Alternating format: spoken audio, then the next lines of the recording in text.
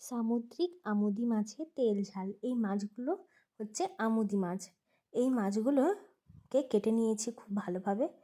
এই মাছের মাথা কেটে ফেলে দিতে হয়, কারণ মাথায় কিন্তু কাঁকড় থাকে আর অল্প আঁশ থাকে। আঁশ ছাড়িয়ে মাছটাকে কেটে পরিষ্কার করে ধুয়ে নিয়েছি। এখন এই মাছে দিয়ে দেব লবণ এবং হলুদ দিয়ে মাছটাকে মাখিয়ে একটু সময় কিন্তু রেখে দেব। হাতে সময় থাকলে ওই 30 মিনিট মতন একটু লবণ হলুদ মাখিয়ে রেখে দেব।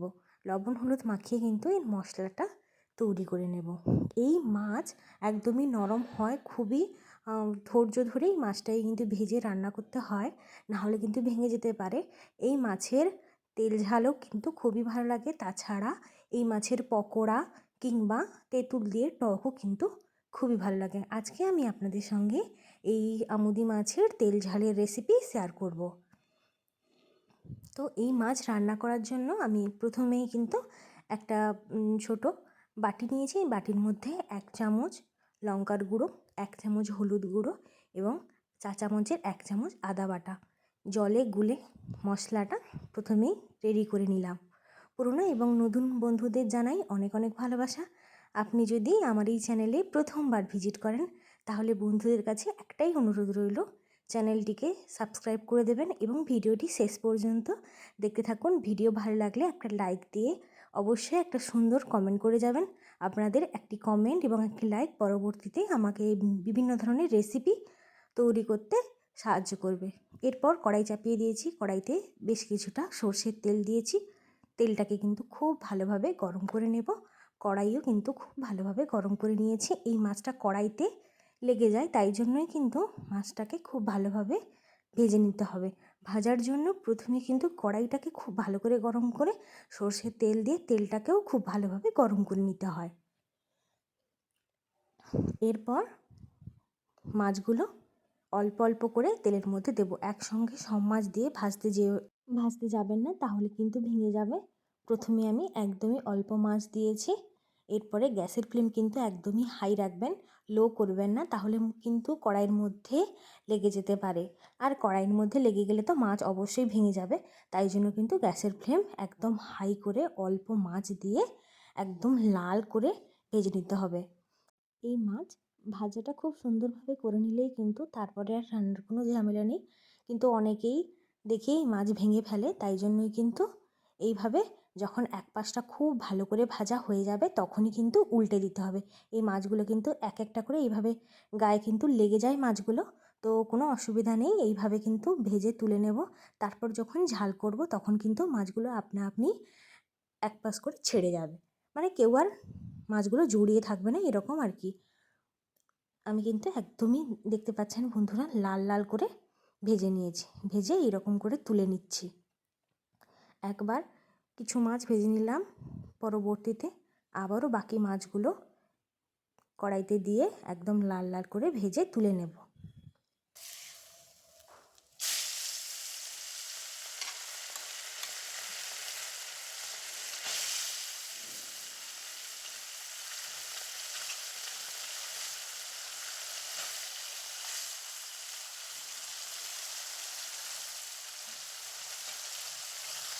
সবগুলো মাছ কিন্তু ভাজা হয়ে গেছে। মাছ ভাজার তেলে আরও একটু তেল দিয়ে দিলাম। এই রান্নাটা সম্পূর্ণ সর্ষের তেলে করব। যে কোনো মাছের ঝোল সর্ষের তেলে তৈরি করলে কিন্তু খুবই ভালো লাগে। তো তেল গরম করে 2টো শুকনো লঙ্কা কেটে তেলের মধ্যে দিয়ে দিলাম। শুকনো লঙ্কাটা হালকা একটু ভেজে এরপরে দিয়ে দেবো কালো জিরে, চা চামচের হাফ চামচ কালো জিরে তেলের মধ্যে দিয়ে ফোড়নটাকে হালকা নাড়াচাড়া করে ফোড়ন থেকে ভাজা গন্ধ বের হলে তারপরে কেটে রাখা পেঁয়াজ, কুচি কুচি করে কেটে রাখা পেঁয়াজ এই তেলের মধ্যে দিয়ে পেঁয়াজটাকে একদম লাল লাল করে ভেজে নেব। এখানে আমি 2টো মিডিয়াম সাইজের পেঁয়াজ নিয়েছি। পেঁয়াজটাকে কিন্তু খুব সরু সরু করে একদম পাতলা পাতলা করে কেটে নিয়েছি।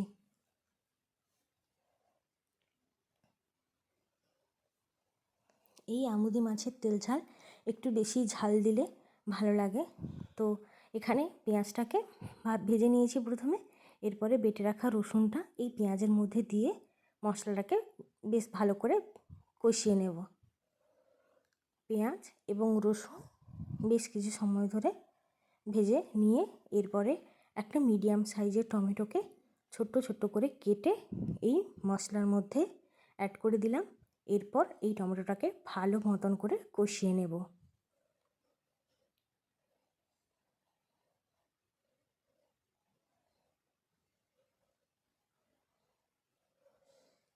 টমেটো খুব সুন্দর করে কষিয়ে নিয়েছি। এরপর এই তেল ঝালে দেওয়ার জন্য আমি এখানে অ্যাড করে দিলাম চা চামচের 1 চামচ জিরে বাটা। গুঁড়ো জিরে কিন্তু আমি এর মধ্যে আর অ্যাড করিনি, বাটা জিরে দিয়েই কিন্তু এই আমুদি মাছের তেল ঝালটা তৈরি করব আজকে। এরপরে আগে থেকে যে জলে গুলে রেখেছিলাম আদা, হলুদ এবং লঙ্কা সেটাই কিন্তু মশলার মধ্যে অ্যাড করে দিলাম এবং মশলাটাকে খুব ভালোভাবে কষিয়ে নেব।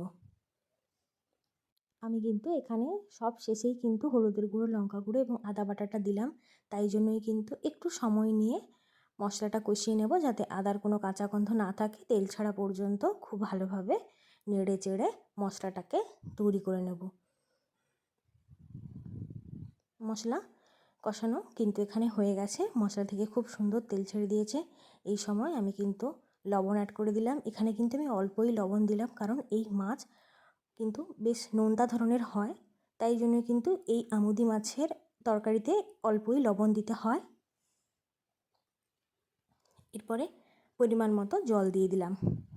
এই মাছের তরকারিতে কিন্তু জল খুব অল্প লাগে, বেশি জল দিতে হয় না, কারণ এই মাছ খুবই নরম হয়। তো জল দিয়ে আমি ঢাকনা দিয়ে এই ঝোলটাকে একটু ফুটিয়ে নেব প্রথমে। ঝোল থেকে যখন খুব ভালো ফুট চলে আসবে তখনই কিন্তু ভেজে রাখা মাছগুলো এই ঝোলের মধ্যে অ্যাড করে দিয়ে আবারও কিন্তু ঢাকনা দিয়ে মাছের সঙ্গে ঝোল একটু সময় ধরে ফুটিয়ে নেব। ওই 5 মিনিট মতো ফুটিয়ে নেব ঢাকনা দিয়ে।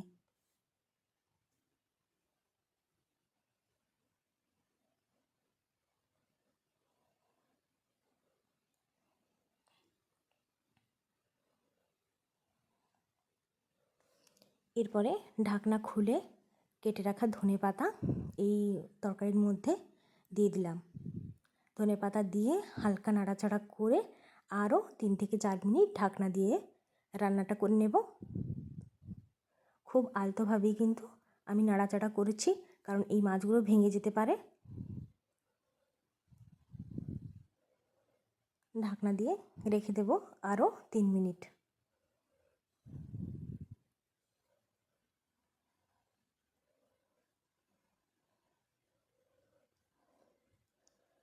পরবর্তীতে ঢাকনা খুলে হালকা নাড়াচাড়া করে উপর থেকে কেটে রাখা 4টে কাঁচা লঙ্কা দিয়ে দিলাম, দিয়ে কিন্তু গ্যাসের ফ্লেম অফ করে দেব।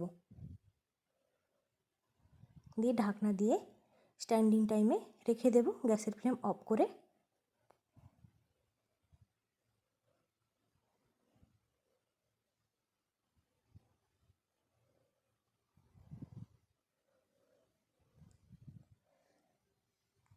চলে এলাম বেশ কিছু সময় পর। এই যে আমুদি মাছের তেল ঝাল একদম রেডি।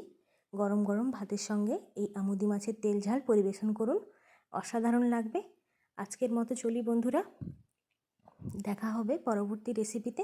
সবাই ভালো থাকবেন, সুস্থ থাকবেন, আর আমার এই রেসিপিটি কেমন লাগলো অবশ্যই কমেন্ট করে জানাবেন। আজকের মতো চলি, টাটা।